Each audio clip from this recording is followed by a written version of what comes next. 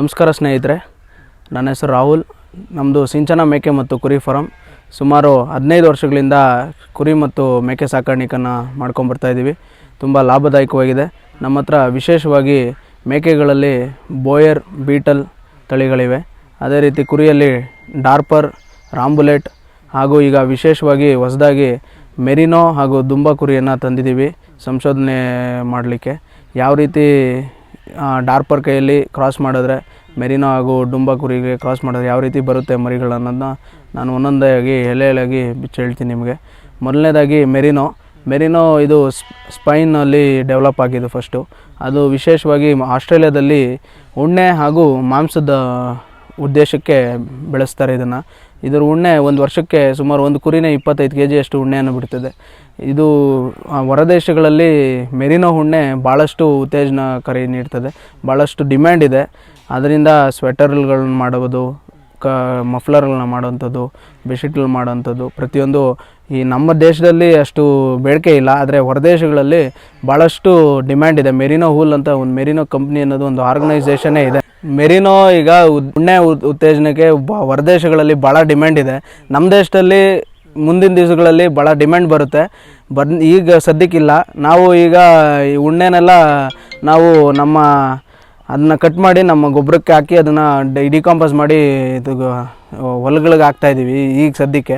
ಮುಂಚೆ ಉಣ್ಣೆ ನಿಗಮದವ್ರದ್ದು ಕರ್ನಾಟಕ ಉಣ್ಣೆ ಅಭಿವೃದ್ಧಿ ಸಂಘ ಅದಿದೆ, ಅದು ಕರ್ನಾಟಕ ಸರ್ಕಾರದ್ದು ತೊಗೊತಿದ್ರು ಅವರೆಲ್ಲ.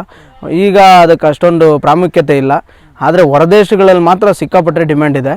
ಆದ್ದರಿಂದ ಉಣ್ಣೆ ಪರ್ಪಸ್ಗೆ ಮಾಡಿದ್ದಾರೆ. ಆಮೇಲೆ ಮಟನ್ ಪರ್ಪಸ್ಗೆ ತುಂಬಾ ಡಿಮ್ಯಾಂಡ್ ಇದೆ ಮೆರಿನೋ. ಹೊರದೇಶಗಳಲ್ಲೆಲ್ಲ ಮೆರಿನೋ ಡೆವಲಪ್ ಮಾಡೋಂಥದ್ದೇ ಮಟನ್ ಪರ್ಪಸ್ಗೋಸ್ಕರನೇ. ಒಂದೊಂದು ಕುರಿ ನಿಮಗೆ ವಿಶೇಷವಾಗಿ ಗಂಡು ಆ್ಯಾವ್ರೇಜ್ 160 200 kgವರೆಗೂ ಆ್ಯಾವ್ರೇಜ್ ಬರುತ್ತದು ಈ ವೆಯ್ಟು. ನೀವು ಚಿತ್ರಣಗಳನ್ನು ನೋಡ್ಬೋದು, ನೀವು ಈ ವಿಜುವಲ್ಸಲ್ಲೆಲ್ಲ ನೋಡ್ಬೋದು. ಭಾಳ ದಷ್ಟಪುಷ್ಟವಾಗಿ ಬೆಳೆಯುತ್ತೆ. ಡಾರ್ಪರ್ಗಿಂತ ಜೋರಾಗಿ ಅದು ಬೆಳೆಯುತ್ತೆ ಮೆರಿನೋ. ತುಂಬ ಯಾವುದೇ ಎನ್ವಿರಾನ್ಮೆಂಟ್ ಬೇಕಾದರೂ ಅಡ್ಜಸ್ಟ್ ಆಗುತ್ತೆ. ನಾವು ಅದನ್ನು ತಂದಿದ್ದು ಕಾಶ್ಮೀರಿಂದ. ಅಲ್ಲಿ ತುಂಬ ಕೋಲ್ಡ್ ವೆದರು ವಾತಾವರಣ, ಐಸಿ ಅಂದರೆ ವಿಂಟರ್ ಇದರಲ್ಲೆಲ್ಲ ತುಂಬಾ ಚಳಿ ವಾತಾವರಣದಲ್ಲೆಲ್ಲ ಬೆಳೆಯೋಂಥ ಕೆಪಾಸಿಟಿ ಇದೆ. ಅದನ್ನು ನಾವು ತೊಗೊಂಬಂದು ಇಲ್ಲಿ ನಮ್ಮ ಪ್ರದೇಶದಲ್ಲಿ ನಾವು ಬೆಳೆಸ್ತಾ ಇದ್ವಿ. ತುಂಬಾ ಚೆನ್ನಾಗಿ ಹೊಂದ್ಕೊಂಡಿದೆ. ಇಲ್ಲಿಗೆ ಬಂದು ಸುಮಾರು ಒಂದು 4 ತಿಂಗಳಾಗಿದೆ. ಭಾಳಷ್ಟು ಚೆನ್ನಾಗಿ ಒಂದು ಕೂಡ ಏನು ಅಪ್ಸೆಟ್ ಆಗದಿರ ಭಾಳಷ್ಟು ಚೆನ್ನಾಗಿ ಬೆಳೀತಿದೆ. ಮೇವುಗಳು ಎಲ್ಲ ಪ್ರತಿಯೊಂದು ಚೆನ್ನಾಗಿ ಆಗ್ತಿದೆ, ತಿಂತಿದೆ. ಆದ್ದರಿಂದ ಚೆನ್ನಾಗಿ ಅಡ್ಜಸ್ಟ್ ಆಗ್ತಿದೆ. ಅಲ್ಲೇನು ಗ್ರೋತ್ ಕಾಣಿಸ್ತಿದ್ದೋ ಅದೇ ರೀತಿ ಇಲ್ಲೂ ಅದೇ ಥರ ಡೆವಲಪ್ಮೆಂಟ್ ಬರ್ತಿದೆ. ಇದರಲ್ಲಿ ನಮ್ಮ ಮೆರಿನೋದಲ್ಲಿ ವಿಶೇಷವಾಗಿ 2 ವೆರೈಟಿಗಳನ್ನ ನೋಡ್ಬೋದು. ಒಂದು ಪೋಲ್ಡ್ ಮೆರಿನೋ ಅಂತೇಳಿ, ಅದಕ್ಕೆ ಕೊಂಬು ಬರೋದಿಲ್ಲ. ಮತ್ತು ಹಾರ್ನ್ಸ್ ಮೆರಿನೋ ಅಂತೇಳಿ ಅದು ಸ್ಪೈರಲ್ ಆನ್ ಥರ ಅದು ತಲೆ ಮೇಲೆ ಕೊಂಬು ಒಳ್ಳೆ ಇದ್ರ ಥರ ಬಂದಿರುತ್ತೆ, ಎತ್ತುಗಳು ಬಂದಿರುತ್ತಲ್ಲ, ಸ್ಪೈರಲ್ ಆನ್ ಥರ, ಆ ಥರ ಬೆಳೆಯುತ್ತೆ. ಆಮೇಲೆ ಇದರಲ್ಲಿ ವಿಶೇಷವಾಗಿ ರಿಂಕಲ್ಡ್ ಮೆರಿನೋ ಅಂತ ಬರುತ್ತೆ. ರಿಂಕಲ್ಡ್ ಅಂದರೆ ಅದ್ರ ಚರ್ಮ, ನಾನು ನಿಮಗೆ ತೋರಿಸ್ತೀನಿ ವಿಡಿಯೋದಲ್ಲಿ, ನೀವು ನೋಡಿದ್ದೀರಾ. ಅದರಲ್ಲಿ ಚರ್ಮ ನಿಮಗೆ ಬೆಡ್ಶೀಟ್ನ ಆಕಾರದಲ್ಲಿ ಇರ್ತದೆ. ಅದ್ರ ರಿಂಕಲ್ಡ್ ಮೆರಿನೋ ಅಂತ ಕರೀತಾರೆ ಅದನ್ನು. ಅದು ದಷ್ಟಪುಷ್ಟವಾಗಿ ಬೆಳೆಯುತ್ತೆ. ಯಾವುದೇ ಎನ್ವಿರಾನ್ಮೆಂಟ್ ಬೇಕಾದ್ರೂ ಅಡ್ಜಸ್ಟ್ ಆಗುತ್ತೆ. ನೀವು ಕೋಲ್ಡ್ ಟು ಕೋಲ್ಡ್ ಕ್ಲೈಮೇಟು, ನೀವು ನಿಮ್ಮ ಮಂಗಳೂರು ಸೈಡ್ ಆಗಿರ್ಬೋದು, ಇಲ್ಲ ಧಾರವಾಡ, ಹುಬ್ಳಿ ಸೈಡು, ಯಥೇಚ್ಛವಾಗಿ ತಾಪಮಾನ ಇರುವಂಥ ಪ್ರದೇಶಗಳಲ್ಲಿ ಬೆಳೆಸ್ಬೋದು. ತುಂಬ ಚೆನ್ನಾಗಿ ಬೆಳವಣಿಗೆ ಆಗ್ತದೆ. ಆಮೇಲೆ ವಿಶೇಷವಾಗಿ ನಮ್ಮಲ್ಲಿ ಇಲ್ಲೆಲ್ಲ ಹೊರಗಡೆ ಬಿಟ್ಟು ಮೇಯ್ಸೋಕ್ಕೆ ಜಾಗ ಇಲ್ಲ. ಬೇರೆ ರೈತರಿಗೇನೋ ಜಾಗ ಇದ್ದು ಥರ ಮೇಯಿಸ್ಬೋದು ಅಂತಿದ್ರೆ ಭಾಳ ಇನ್ನೂ ಉತ್ತಮ. ಅದು ರೇರಿಂಗ್ ಪರ್ಪಸ್ಸೇ ಮೇನ್. ಅದು ಗುಡ್ ಫಾರೆಂಜರ್ಸ್ ಅಂತ ಕರೀತಾರೆ ಅದನ್ನ. ಏನಂದರೆ ಬಿಟ್ಟು ಮೇಯಿಸಿದ್ರೆ ಕುರಿ ಎಕ್ಸಸೈಸ್ ಆಗುತ್ತೆ. ಬೇರೆ ಬೇರೆ ಥರದ ಎಲೆಗಳು, ಗಿಡಗಳೆಲ್ಲ ಸಿಗ್ತವೆ. ಓಡಾಡಿಕೊಂಡು ಮೇಯ್ಕೊಂಡು ಚೆನ್ನಾಗಿ ಬೆಳವಣಿಗೆ ಚೆನ್ನಾಗಾಗುತ್ತೆ. ಆದ್ದರಿಂದ ಈ ಕೂಡಾಕಿ ನಮ್ಮ ಥರ ಕೂಡಾಕಿ ಮೇಯಿಸಿದ್ರು ಮೇವುಗಳೆಲ್ಲ ಕೊಟ್ಟರು ತುಂಬ ಚೆನ್ನಾಗಿ ಬೆಳೆಯುತ್ತೆ. ಮೆರಿನೋ ಈಗ ಉಣ್ಣೆ ನಾನು ಇದರಲ್ಲಿ ಏನು ಹೇಳಿದೆ, ಒಂದು 3 ತಿಂಗಳು ಮರಿ ನಿಮಗೆ ಆಲ್ಮೋಸ್ಟು ಹುಟ್ಟಿದಾಗೆ ಒಂದು ಗರ್ಭದಾಯಕ ಆಗಿರೋ ಕುರಿ ಮರಿ ಆಗ್ತು ಅಂದರೆ ಹುಟ್ಟಿದಾಗೆ ಒಂದು 6 ರಿಂದ 7 kg ಮಿನಿಮಮ್ ಬರ್ತಾಯಿದೆ ಹುಟ್ಟಿದಾಗ ವೆಯ್ಟೇ ಮೆರಿನೋ. ಅಷ್ಟು ಕೆಪಾಸಿಟಿ. ಆಮೇಲೆ ಬೇಕಾದರೆ ಅದು ಬೇರೆ ನಾಟಿ ಕುರಿ ಥರ ಎಲ್ಲ ನೋವು ಪಡೋಂಥದ್ದೆಲ್ಲ ಏನೂ ಇಲ್ಲ. ಆರಾಮಾಗಿ ಸರಾಗವಾಗಿ 2 3 ಹಾಕೋಂಥವು ಇದ್ದಾವೆ ನಮ್ಮ ಹತ್ರ ಮೆರಿನೋಗಳು. 2 ಮರಿ ಹಾಕಿದ್ರು ಒಂದೊಂದು ಮರಿ 5-5 kg ಇರುತ್ತೆ.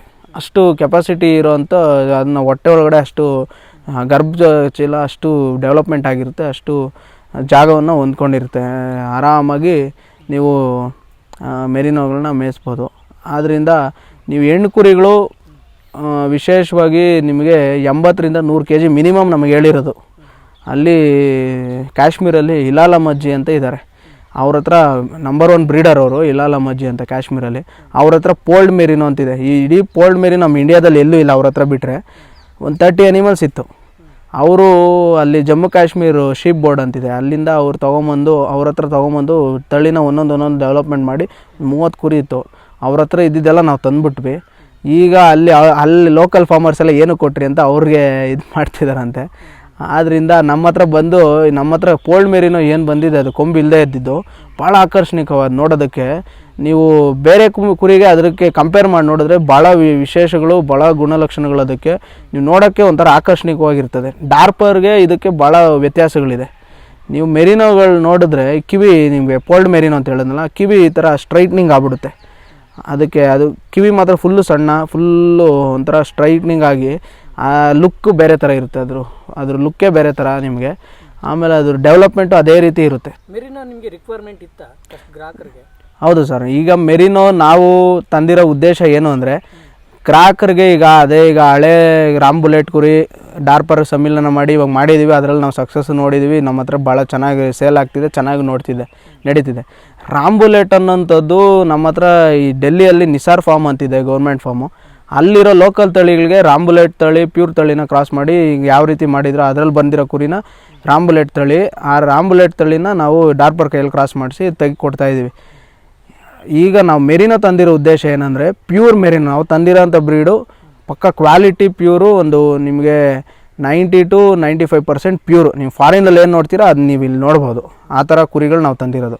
ಅದನ್ನು ನಾವು ನಮ್ಮ ಪ್ಯೂರ್ ಡಾರ್ಪರ್ ಕೈಯಲ್ಲಿ ಕ್ರಾಸ್ ಮಾಡಿದಾಗ ಅದರಲ್ಲಿ ಯಾವ ರೀತಿ ಮರಿ ಬರುತ್ತೆ ಒಂದು ಸಂಶೋಧನೆ ಮಾಡೋದಕ್ಕೆ. ಈಗ ಆಲ್ರೆಡಿ ಎಲ್ಲ ಕ್ರಾಸ್ ಆಗಿದ್ದಾವೆ.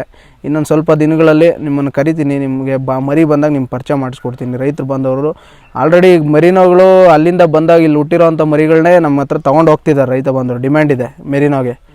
ಅಂದರೆ ಯಾಕಂದರೆ ಆ ಗಂಡು ನಿಮಗೆ ಆ ದೇಹ ಆಕಾರ ಅದು ಅಷ್ಟು ಕಡಿಮೆ ಏಜಲ್ಲಿ ಅಷ್ಟು ವೆಯ್ಟ್ ಗೇನ್ ಆಗೋಂಥದ್ದು ಎಲ್ಲ ವಿಭಿನ್ನವಾದ ಇದ್ದಾಗ ರೈತರಿಗೆ ಆಕರ್ಷಣೆಯಾಗಿ ಈಗ ಸೇಲ್ ಆಗ್ತಿದೆ ಮೆರಿನೋಗಳೆಲ್ಲ. ನಾವು ಈಗ ಡಾರ್ಪರ್ ಕೈಯಲ್ಲಿ ಕ್ರಾಸ್ ಮಾಡಿ ಯಾವ ರೀತಿ ಬರ್ತದೆ 100% ಚೆನ್ನಾಗೇ ಬರುತ್ತೆ ಮರಿ. ಈಗ ರಾಮ್ ಬುಲೆಟಲ್ಲೇ ಆ ರೀತಿ ಬರ್ತಾಯಿದ್ದೀನಿ. ಮೆರಿನೋದಲ್ಲಿ ಇನ್ನೂ ದಷ್ಟಪುಷ್ಟವಾಗಿ ಬರುತ್ತೆ, ಚೆನ್ನಾಗಿ ಬರುತ್ತೆ. ಹೆಂಗೆ ಬರುತ್ತೆ ಅಂತ ನೋಡೋದೊಂದು ಸಂಶೋಧನೆ ಮಾಡೋದಕ್ಕೆ ಒಂದು ರೀಸನ್ ತಂದಿದ್ದೀವಿ. ಮೇಲ್ ಎಷ್ಟಿದೆ, ಫೀಮೇಲ್ ಎಷ್ಟು ತೊಗೊಂಡು ಬಂದಿರಿ ಸರ್? ಸರ್ ಮೇಲ್ ನಮ್ಮ ಹತ್ರ 2 ಇದೆ, ಫೀಮೇಲು 95 ಫೀಮೇಲ್ಸ್ ತಂದಿದ್ದೀವಿ. ಅದರಲ್ಲಿ ನಾನು ಹೇಳಿದ್ನಲ್ಲ ಪೋಲ್ಡ್ ಮೆರಿನೋ ಅನ್ನೋದು ಒಂದು 35 ಇದೆ, ಮತ್ತು ರಿಂಕಲ್ಡ್ ಮೆರಿನೋ ಅದು ಒಂದು ಮಿಕ್ಕಿರೋದು ಒಂದು 40 to 50 ಮೆರಿನೋಸ್ ಯಾವಿದೆ. ಎಲ್ಲ ಟೋಟಲ್ ಒಂದು 100 ಮೆರಿನೋಸ್ ಇದೆ ಸರ್ ಫುಲ್ಲು. ನೀವು ಹೇಗೆ ವಾತಾವರಣ ಹೊಂದಿಸ್ಕೊಂಡ್ರಿ ತಂದ ಮೇಲೆ ಇಲ್ಲಿಗೆ ಸರ್? ಸರ್ ತಂದ ಮೇಲೆ ನಮಗೆ ಭಾಳಷ್ಟು ಸಮಸ್ಯೆಗಳಾದವು ಸ್ಟಾರ್ಟಿಂಗು.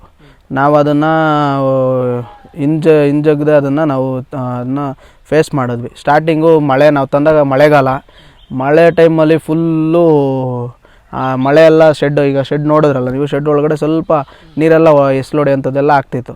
ಕಾಲಿಗೆ ಇದು ಫುಟ್ ರಾಟ್ ಅಂತ ಡಿಸೀಸ್ ಬಂದ್ಬಿಡ್ತು. ಫುಟ್ ರಾಟ್ ಅನ್ನೋದು ಅದು ವೆರಿ ಡೆಡ್ಲಿಯೆಸ್ಟ್ ಡಿಸೀಸ್. ಅದು ಇಡೀ ಪಾದನೇ ತಿಂದಾಕ್ಬಿಡುತ್ತೆ, ನಡೆಯೋಕ್ಕಾಗ್ದಿದ್ದಂಗೆ ಮಾಡಿಬಿಡ್ತು ಅದು. ಅಂಥ ಡಿಸೀಸು ಒಂದಕ್ಕೆ ಬಂತು. ಅದು ಹೆಂಗೆ ಬಂತು ಅಂದರೆ, ಅಲ್ಲಿ ಮೆರಿನೋ ಅಲ್ಲಿಂದ ಒಂದು ಲಾರಿಯಲ್ಲಿ ಬಂತು. ಆ ಲಾರಿಯಲ್ಲಿ ಅಲ್ಲೇ ಸಗಣಿ ನೀರು ಇದು ಯೂರಿನು ಅದೆಲ್ಲ ತುಳಿದು ಇನ್ಫೆಕ್ಷನ್ ಕಾಲೊಳಗಡೆ ಕ್ರಿಯೇಟ್ ಆಗಿ ಒಂದು ಸುಮಾರು 50 ಕುರಿಗೆ ಫುಟ್ ರಾಟ್ ಬಂದಿತ್ತು. ನಾವು ಅದನ್ನು ಒಂದೊಂದನ್ನೇ ಯಾವುದೋದು ಬಂದಿತ್ತು ಅದನ್ನೆಲ್ಲ ಸಪ್ರೇಟ್ ಮಾಡಿ ಅದನ್ನೆಲ್ಲ ಟ್ರೀಟ್ಮೆಂಟ್ ಕೊಟ್ಟು ರೆಡಿ ಮಾಡಿದ್ವಿ. ಅಲ್ಲ, ನೀವು ತರಬೇಕಾದ್ರೆ ಹಿಂಗೆ ಬರುತ್ತೆ ಅಂತ ನಿಮ್ಗೆ ಗೊತ್ತಾಗಿಲ್ಲ. ನಮ್ಗೆ ಗೊತ್ತಾಗಿಲ್ಲ. ಗಾಡಿ ಒಳಗಡೆ ಅದು ಬಂದಿರೋದು ಇನ್ಫೆಕ್ಷನು. ಇಲ್ಲಿಗೆ ಬಂದಮೇಲೆ ಎಲ್ಲದಕ್ಕೂ ಸ್ಪ್ರೆಡ್ ಆಯಿತು. ಏನು ಮಾಡೋಕ್ಕಲ್ವ, ಅದು ಸ್ಪ್ರೆಡ್ ಆಗಿದ್ದನ್ನ ನಾವು ಅದೇ ರೀತಿ ಕಂಟ್ರೋಲ್ ಮಾಡಿದ್ವಿ. ಆಮೇಲೆ ಸ್ವಲ್ಪ ಮಳೆ ಕಮ್ಮಿ ಆಯಿತು, ಬಿಸಿ ವಾತಾವರಣ ಬಂತು. ಅದನ್ನೆಲ್ಲ ಕೂದಲೆಲ್ಲ ಉಂಡೆ ಎಲ್ಲ ತೆಗೆದು ಅದಕ್ಕೆ ಸ್ವಲ್ಪ ವಾಷಿಂಗ್ ಎಲ್ಲ ಮಾಡಿಸಿ ಮೇವುಗಳು ಎಲ್ಲ ಸ್ವಲ್ಪ ದಿನ ಅಡ್ಜಸ್ಟ್ ಆಯಿತು. ಹಂಗೆ ಚೆನ್ನಾಗಿ ಹೊಂದ್ಕೊಂತು. ಅದೊಂದೇ ನಮಗೆ ಡ್ರಾಬ್ಯಾಕ್ಸ್ ಆಗಿದ್ದು. ಅದರಲ್ಲಿ ನಮಗೇನು ಯಾವ ಕುರಿ ಕಳ್ಕೊಂಡಿಲ್ಲ ನಾವು. ಸ್ವಲ್ಪ ಒಂದು ಅವೇರ್ನೆಸ್ ಬಂತು ನಮಗೆ ಯಾವ ರೀತಿ ಏನು ಅಂತೆಲ್ಲ. ನಾವು ಅದನ್ನು ಯಾವ ರೀತಿ ಫೈಟ್ ಮಾಡಬೇಕು ಆ ರೀತಿ ಮಾಡಿದ್ವಿ, ಕ್ಲಿಯರ್ ಮಾಡ್ಕೊಂಡ್ವಿ. ಈಗೆಲ್ಲ ಹೆಲ್ತಿಯಾಗಿದ್ದಾವೆ. ನೆಕ್ಸ್ಟು ಆ ರೀತಿ ಬರದೇ ಇರೋದಕ್ಕೆಲ್ಲ ವ್ಯಾಕ್ಸಿನೇಷನ್ಸು ಎಲ್ಲ ಪ್ರತಿಯೊಂದು ನಮ್ಮ ಹತ್ರ ತೊಗೊಂಡವ್ರು ರೈತರಿಗೂ ಇನ್ಫಾರ್ಮ್ ಮಾಡ್ತೀವಿ, ನಾವು ಮಾಡ್ತಾಯಿದ್ದೀವಿ.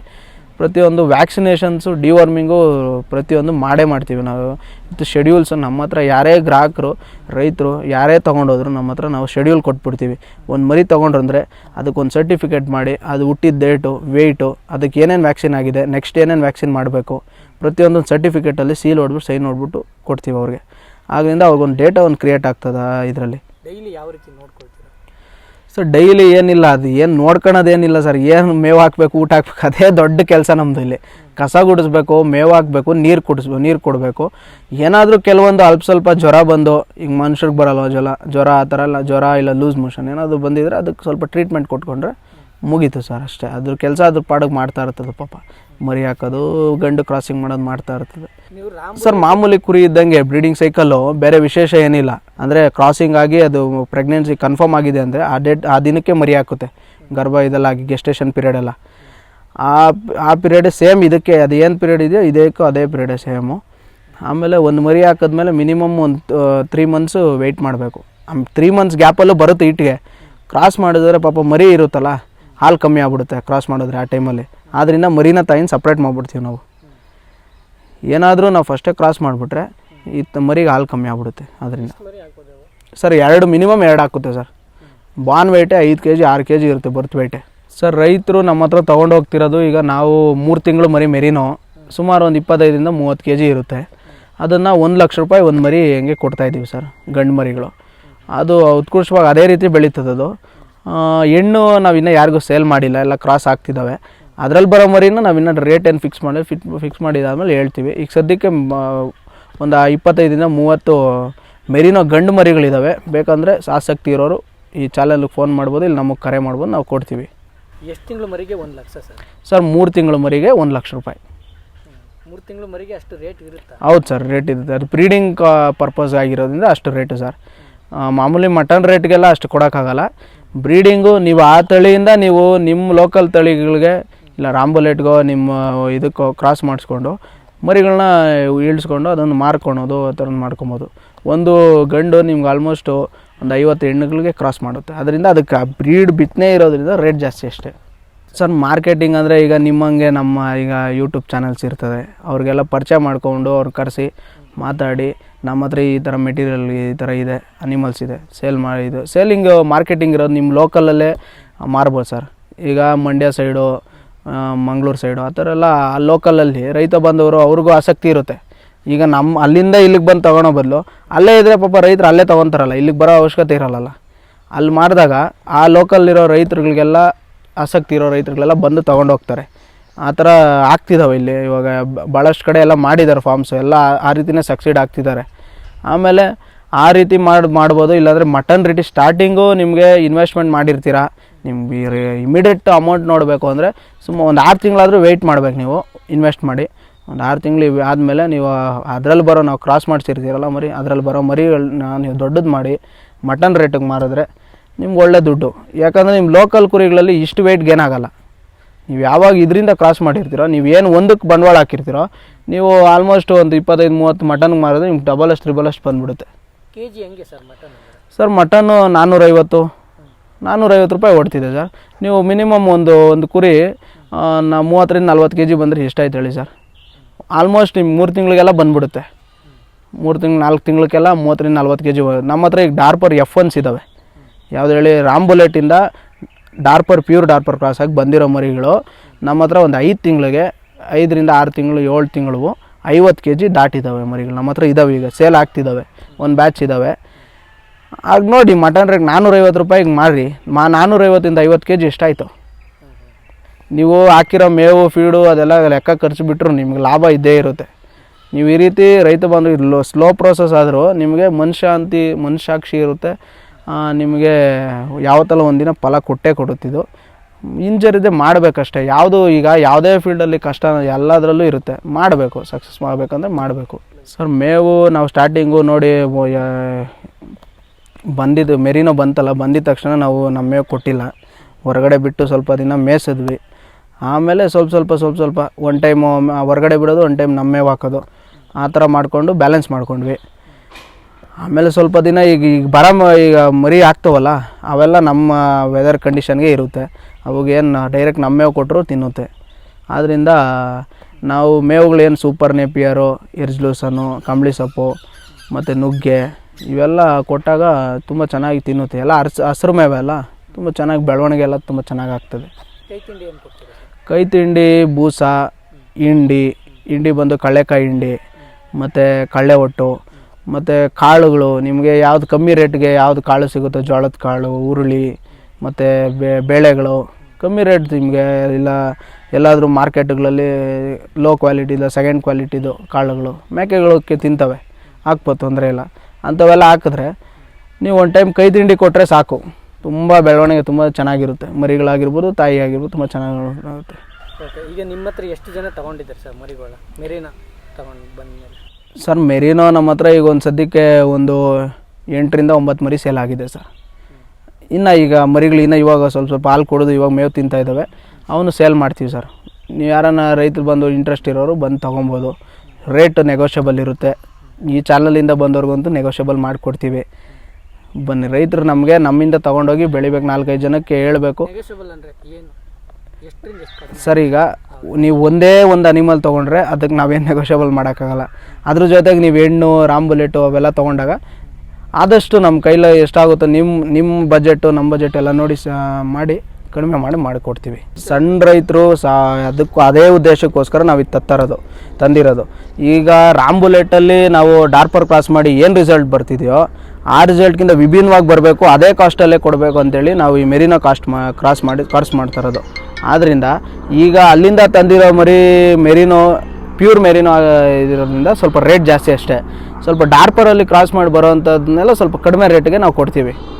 ಆದ್ದರಿಂದ ನೆಗೋಷಿಯಬಲ್ ಮಾಡೇ ಕೊಡ್ತೀವಿ. ಇದು ದೊಡ್ಡ ರೈತರಿಗಂತೇನಿಲ್ಲ, ಸಣ್ಣ ರೈತರಿಗೆ ಪಾಪ ಬೆಳೀಲಿ, ಮಾಡಲಿ.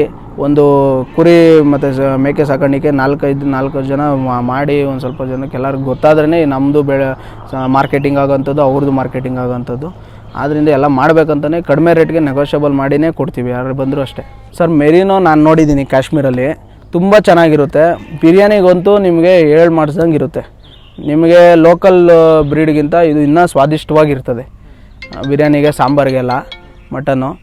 ಮತ್ತು ರಾಂಬುಲೆಟು F1 ನಿಮ್ಮನ್ನ ಒಂದಿನ ಕರಿತೀವಿ ನಿಮ್ಮ ಚಾನಲ್ನವ್ರು. ನಾವು ಒಂದಿನ ಇಲ್ಲೇ ಊಟ ಎಲ್ಲರಿಗೂ ಒಕೇಶನ್ ಎಲ್ಲರನ್ನೂ ಕರೆದು ನಮ್ಮ ಕ್ಲೈಂಟ್ಸ್ನ ನಿಮ್ಮನ್ನೆಲ್ಲ ಕರಿತೀನಿ. ರಾಂಬುಲೆಟು ನಾವು ಇನ್ನೂ ಟೇಸ್ಟ್ ಮಾಡಿಲ್ಲ. F1 ಒಂದು ಸರಿ ಟೇಸ್ಟ್ ಮಾಡಿಸಿದ್ವಿ. ಏನಂದರೆ ಯಾವುದು ನಮ್ಮ ಸತೀಶ್, ನಮ್ಮ ಚಿಕ್ಕಪ್ಪ ಅವರ ಮಗಳು ಕೂದಲು ಕೊಡೋ ಕಾರ್ಯಕ್ರಮ ಇತ್ತು ಇದ್ರದ್ದು ಮುಂದೆ, ಅವರು ಅದಕ್ಕೋಸ್ಕರ ಕಟ್ ಮಾಡಿದ್ವಿ. ಆ ಕಟ್ ಮಾಡಿದಾಗ ನಾವು ಒಂದು 80 kg ಅದು F1. ನಮಗೆ 65 kg ಅಷ್ಟು ಮಾಂಸ ಸಿಕ್ತು, ತಲೆ ಕಾಲು ಎಲ್ಲ ಬಿಟ್ಟು. ಬರೀ ಮಾಂಸನೇ 65 kg ಅಷ್ಟಿತ್ತು. ಅದರಲ್ಲಿ ಕೊಬ್ಬು ಒಂಚೂರು ಇಲ್ಲ. 80 kg ಬೆಳೆದಿದ್ರು ಒಂಚೂರು ಕೊಬ್ಬಿರಲಿಲ್ಲ. ಹೆಂಗಿತ್ತು ಅಂದರೆ ಟೇಸ್ಟು ನಿಮಗೆ ಏನೋ 80 kg ಲೇಟ್ ಆಗ್ಬಿಡುತ್ತೆ ಬೆಂಡ್ಕೊಳೋದು ಅಂದರೆ, ವಿತಿನ್ 1.5 hour 1 hourಗೆಲ್ಲ ಬೆಂಡ್ಕೊಂಬಿಡ್ತು. ಬೇಗ ಅವರು ಭಟ್ರಲ್ಲಿ ಬಂದಿದ್ದವರೆಲ್ಲ ಯಾವ್ದು ಸರ್ ಇದು ಕುರಿ ಇಷ್ಟು ಬೇಗ ಇದಾಗೋಯ್ತು, ಆಶ್ಚರ್ಯ ಆಗೋಯ್ತು ಅವ್ರಿಗೆ. ಆಮೇಲೆ ಬಂದು ತಿಂದವರೆಲ್ಲ ಯಾವ್ದು ತಳಿ ಇದು ಎಲ್ಲರೂ ಕೇಳಿದ್ರು, ಎಂಕ್ವೈರಿ ಮಾಡಿಕೊಂಡ್ರು. ಹಂಗಿತ್ತು. ಅದಕ್ಕೆ ಒಂದು ಸರಿ ಎಲ್ಲರಿಗೂ ಮಟನ್ ಊಟ ಹಾಕೋಣ ಅಂತ ಯೋಚನೆ ಮಾಡ್ತಾಯಿದ್ದೀನಿ.